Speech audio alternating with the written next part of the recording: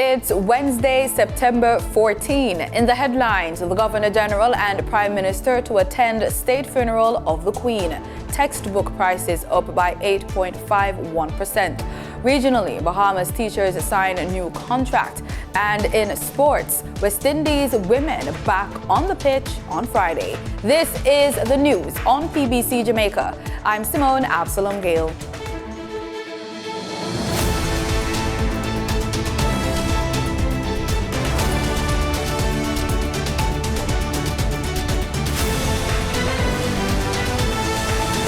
There has been an average 8.51% increase in textbook prices. That's a word from the Consumer Affairs Commission.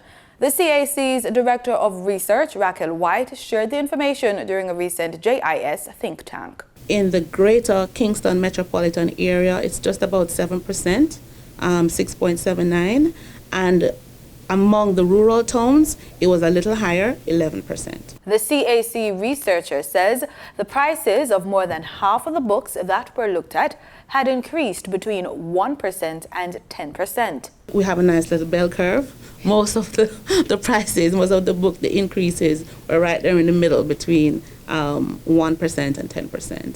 And then almost a quarter of the books increased between 11 and 20%. According to Ms. White, the survey showed 3 CSEC textbook prices have been increased by 50%. The highest increase was 78%, and that was recorded by the dictionary, the Oxford School Dictionary. It was revised in 2016. Last year, we had done the book, the version or the edition that was revised in 2011. So it was about a little over $1,000 last year, and on average this year, it was a little over $2,000. So the percentage jump, that change was 78%, and that was the largest increase that we observed. The findings of the report also showed that the prices of just over 1/10 of the books surveyed reduced between 0.1% and 10%. The largest reduction was about 21% by one of the Cape books. It's the Caribbean Sociology book. Now, we couldn't really explain why there was a reduction, but what we know of this book is that it has various ISBNs and it is published by various authors. So dependent on which version is in the bookstores, it would change or bring down the average price of the book. To gather data for the survey, the CAC worked closely with the Ministry of Education and Youth. A sample of 49 bookstores, or 72% of known outlets, were visited, 12 of which were in the greater Kingston metropolitan area. The remaining stores were in rural towns island-wide. The agricultural sector has met 40% of the national demand for onions, surpassing the original target of 20%. Speaking at a recent Jamaica Information Service think tank session, Agriculture and Fisheries Minister Pernell Charles Jr. expressed gratitude to the sector's stakeholders for their dedication and hard work. Agriculture and Fisheries Minister Pernell Charles Jr. says this means production efforts resulted in farmers and suppliers producing roughly 4,000 tons of the demand of 10,000 tons last year. The sector was also able to meet 70% of the national demand for potatoes, which moved from 15,000 to 17,000 tons. We take the time to highlight the tremendous efforts and hard work of our farmers, our fisher folk, the ministry, our agencies, our stakeholders, the private sector, the investors, and all who have contributed to what is a 10.4% growth from 2020 to 2021. Minister Charles says by improving the sector's capacity to meet local demand, the ministry is focusing on reducing the country's import numbers. So we have seen skyrocketing of prices, which has inevitably impacted our consumers and our production. But we are encouraged and we're happy to say that despite all of the challenges, as a country, we have been able to achieve numbers that reflect the level of discipline and dedication of our farmers and stakeholders. Meanwhile, with the impact of the coronavirus pandemic and the conflict in Ukraine on input costs and supply availability, the ministry has activated several strategies to help farmers. The introduction of more scientific and business-like methods to ensure resilience and sustainability in our sector, one of the most important sectors. It also, given the concerns that we have had in terms of the shortages or dislocation of supply of some of the foods that we import, it also drives in a very strategic way the substitution of those foods. And I don't want to say substitution, it provides a range of alternatives that are healthier, that are local, and drives production in our high fiber foods, in our roots, our tubers, our cassava, our breadfruit, our sweet potato, our yam, and really enhances our capacity to extend the value chain and really increase the value added range of products coming from those foods. The state funeral for Her Majesty the Queen will be held on Monday, September 19 at Westminster Abbey in London. Governor General His Excellency Sir Patrick Allen and Prime Minister Andrew Holness will be in attendance. Prime Minister Holness made the disclosure in a tribute to the late monarch during Tuesday's sitting of the House of Representatives. She transformed the monarchy to maintain its relevance in an era of decolonization. Her reign is filled with many firsts. In 1991, she became the first sovereign from the British royal family to address the United States Congress. In her remarks, she revealed a bit of her philosophy. Some people believe that power grows from the barrel of a gun, she said. So it can, but history shows that it never grows well, nor for very long.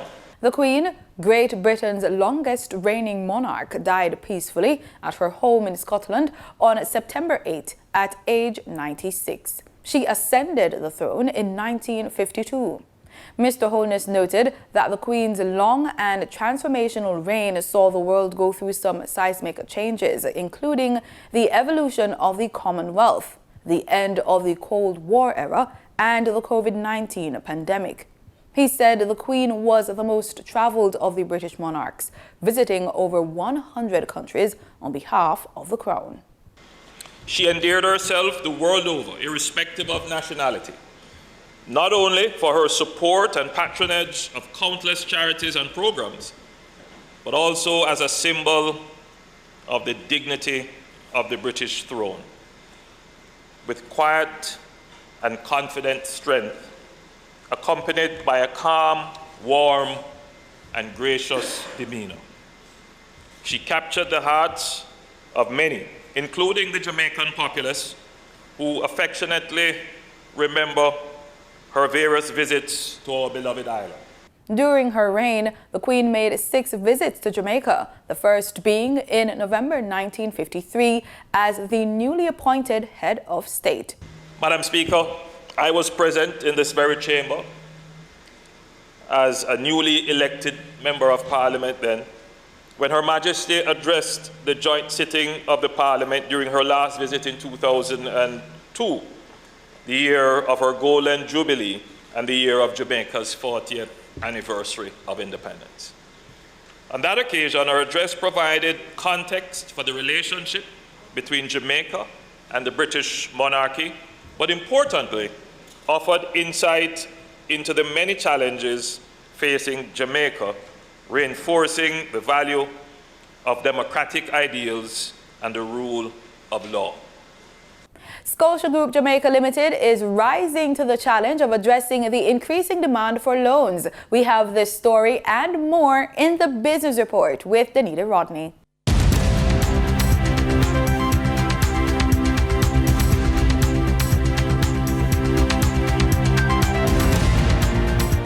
Amidst the rise in demand for loan and improved financial performance, Scotia Group Jamaica Limited says it will be deepening its focus on product offerings to small and medium-sized enterprises alongside its corporate and commercial customers. President and CEO of SGJ, Audrey Tugwell Henry, says they recognize that SMEs are important contributors to the economy and as such, their needs need to be met. For your market updates, in foreign exchange trading for Tuesday, September 13, the US dollar sold for an average of $153.18. The Canadian dollar ended trading at $116.60. The pound sterling traded for $176.13, and the euro sold for an average of $157.03. In JSE trading, the JSE index advanced by 1,661 points. The junior market index advanced by 34 points.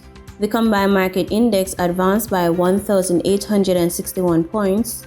And the all Jamaican composite index advanced by 112 points. Overall market activity resulted from trading in 105 stocks, of which 43 advanced, 50 declined, and 12 traded firm. Stocks advanced for Access Financial Services Limited, Cargo Handlers Limited, and Siboney Group Limited. Stocks declined for 138 Student Living Jamaica Limited, 138 Student Living Jamaica Limited Variable Preference, and 1834 Investments Limited. Trading firm were Consolidated Bakeries Jamaica Limited, Epley Carbon Property Fund Limited SCC, and First Rock Real Estate Investments Limited USD. The overall volume leaders were Wigton Wind Farm Limited ordinary shares with over 3 million units, Pulse Investments Limited, and One-on-One Educational Services with over 2 million units. In regional stocks, in Trinidad and Tobago, Clico Investment Fund was the only active security posting over 40,000 shares. On the Barbados Stock Exchange, Cape Shepherd and Company Limited traded over 5,000 shares. In regional business, the Central Bank of Trinidad and Tobago says it expects the energy sector to boost TNT's economic activity in 2022.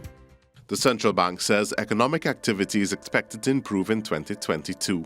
In its economic bulletin for July 2022, the bank notes local energy production is set to benefit from the startup of several upstream projects from BPTT, Shell Trinidad and Tobago, EOG Resources, Trinidad, and Touchstone Exploration.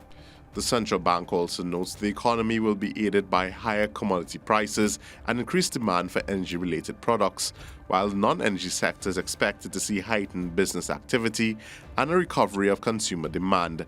However, the bank says external forces will continue to impact domestic inflation in the short term, stemming from disruptions to global supply chains and high international energy and other commodity prices. The bank says the country's macroeconomic policy will continue to grapple with the challenges of nurturing a solid economic recovery. In market data for oil prices dipped as concerns are being raised by the prospect of further increases to interest rates in an effort to tackle rising inflation in Europe and the United States. Brent crude futures fell by 34 cents to $92.83 a barrel, and West Texas Intermediate crude was down 32 cents at $86.99. That was the business report on PBCJ. I'm Danita Rodney.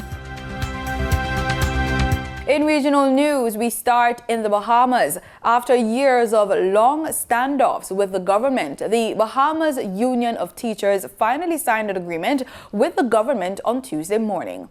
The new industrial agreement between the Bahamas Union of Teachers and the government will last for 3 years. No agreement has been in place since 2018. The BUT president says there will be a 15% salary increase over the 3-year period, adding that dental and vision insurance are among the newest benefits. We have gotten increases in housing allowance and responsibility allowances. And as the lead negotiator from the other side said, there was a focus on those southern islands. Government senior negotiator Lester Turnquist calling the agreement a good one. A recognition of those persons that give the most to the country, that the country seeks within its limited capacity to give much to them. Education Minister Gladys Hannah Martin calls teachers critical stakeholders. and I trust that this marks the beginning of cordial and productive relations between the Bahamas Union of Teachers and the Ministry of Education as we move forward with our singular interest, which is advancing the cause of education in this country. Now, the BUT president says overall she is pleased with the agreement, but she doesn't think that the retention bonus plan that is now in place will help to retain teachers. What will retain teachers is when persons at the Ministry of Education and the Department of Education monitors, police, and adheres to the agreement that we are signing, when teachers feel as if they are respected and that they're cared for. That is more important than a few dollars. In Barbados, the Minister of Environment and National Beautification is calling on Barbadians to stop illegal dumping. Adrian Ford made the call during the launch of the Barbados International Coastal Cleanup, which is being facilitated by the Caribbean Youth Environment Network. He said the activities on land ultimately can impact the atmosphere and marine environment as well. Be mindful of all the activities that we do in terms of how we treat our sewage, how we treat the disposal even of our wet metals.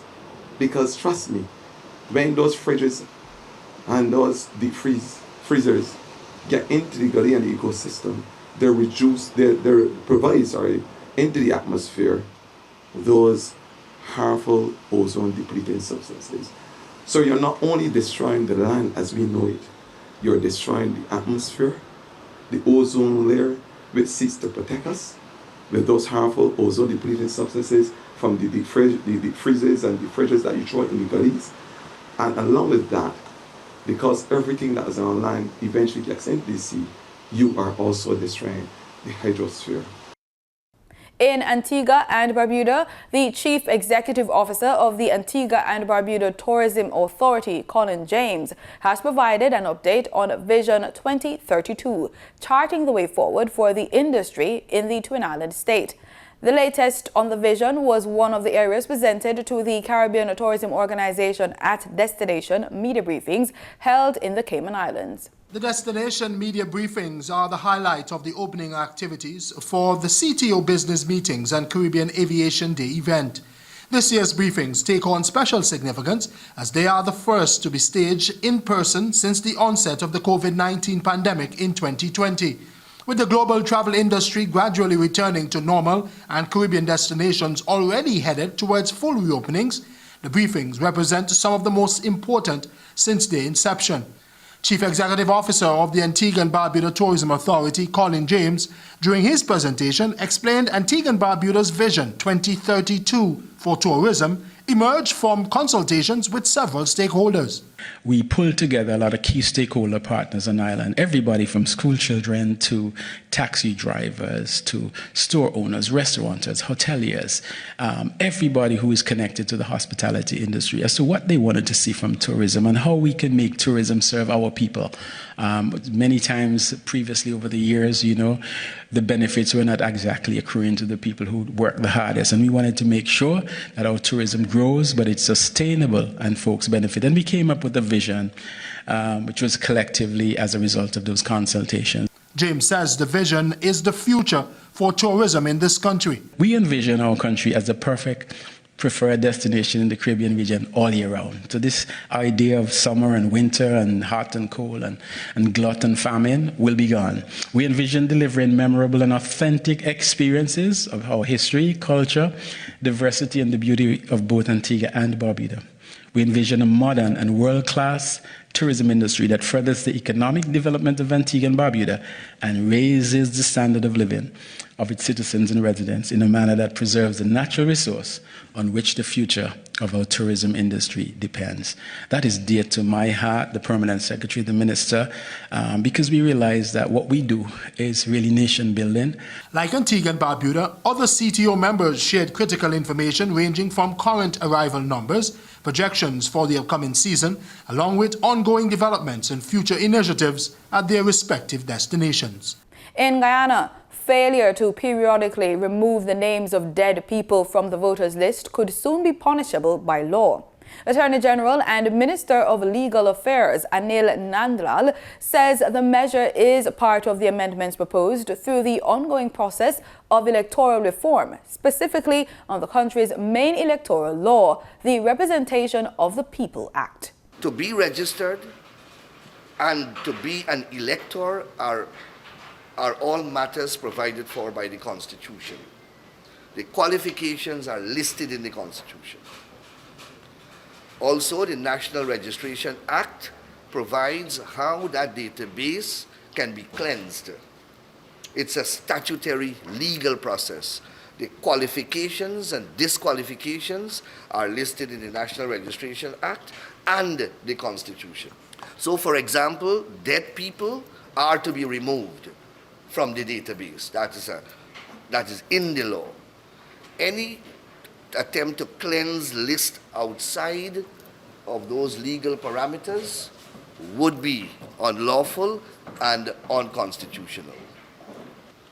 In the reforms that are coming, the statutory reforms, it is a mandatory duty now on the Chief Registration Officer to ensure that dead people are removed from the list at periodic intervals. Isn't that always the case? Apparently, it was not clear, it is not being done, but we are now making it an obligation, and I believe it will carry an offense, a criminal offense, if there is a breach of that obligation. In international news, William Ruto has been sworn in as Kenya's president after narrowly winning the August 9 election over longtime opposition figure Raila Odinga. 55-year-old Ruto had been the deputy to outgoing President Uhuru Kenyatta, but had a bitter split that left the two not speaking for months at a time. On Tuesday, the audience cheered as the two shook hands as Kenyatta handed over the instruments of power. Al Jazeera's Catherine Soy was at the stadium. As President of Kenya, President William Ruto stood before a parked stadium to take his oath of office. The ceremony marked the end of a closely contested general election. Former President Uhuru Kenyatta handed over the instruments of power to the new president. The two politicians have fallen out, and Kenyatta backed opposition leader Raila Odinga, who came second in the polls. And today, in his first address to the nation, the president said he will do all he can to address the problems facing Kenyans. The largest winners of this election is the people of Kenya. We have done well as a nation. We have blazed the trail in an increasingly challenging environment where democracy is consistently on trial. Many Kenyans who were there said they have high expectations. President William Ruto says he's going to focus on the economy and deal with the high cost of living. He also promises that he's going to add more money to help small businesses grow their business. But some people say this will be hard to implement. Ruto is taking over a country with a big external debt, a drought that has affected millions, rampant corruption. The president promised to work with all Kenyans to make things better. We should remain conscious that we have all been elected to work together in ensuring that our children go to school, our people have food and decent health care, and our young people have jobs, and our workers have dignified livelihoods. For we believe strongly that every hustle matters. Ruto calls himself a hustler who is fighting for the majority who are struggling to make ends meet. His plans to transform the country are ambitious, but economists say all those plans need money, and lots of it, if the new administration is to succeed.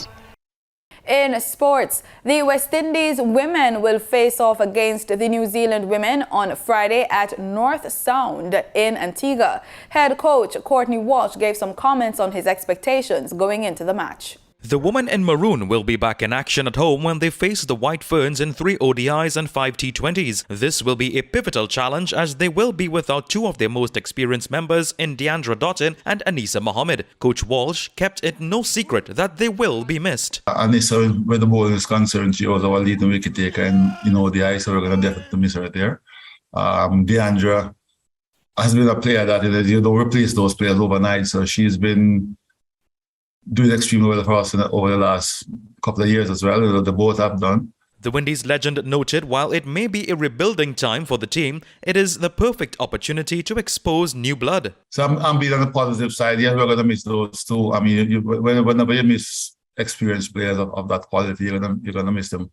But I'm hoping that others step up to the plate and that we can get that level of consistency from them and that they will start shining sooner rather than later. So it's given some of the players a chance, and I'm hoping that they grab it with both hands. Coach Walsh stated that his main objective in this series is to attain consistency over both formats, which will result in favourable outcomes. He also affirmed that consistency comes from playing more games. The more they play, the better it's going to be for me as a coach and for them as a player to learn as well.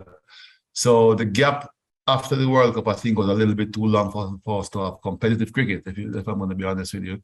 But with the future tour coming ahead now, we're going to have a lot more tours planned and a lot more cricket being played for the ladies. So as it is now with New Zealand coming in and then we'll have England at the back end of the year, I think that's very good for us. And then we have another series before we go into the World Cup. So that would, to me, is enough cricket going from here on and going forward. Hayley Matthews will lead the squad where the ODIs will be part of the new Women's Championship cycle in which both the West Indies and New Zealand are yet to play a game. Sachin Ramsubag for TTT Sport. And that's it for the news on PBCJ. I am Simone Absalom Gale. You can follow us on our social media platforms at PBCJamaica. Thanks for watching.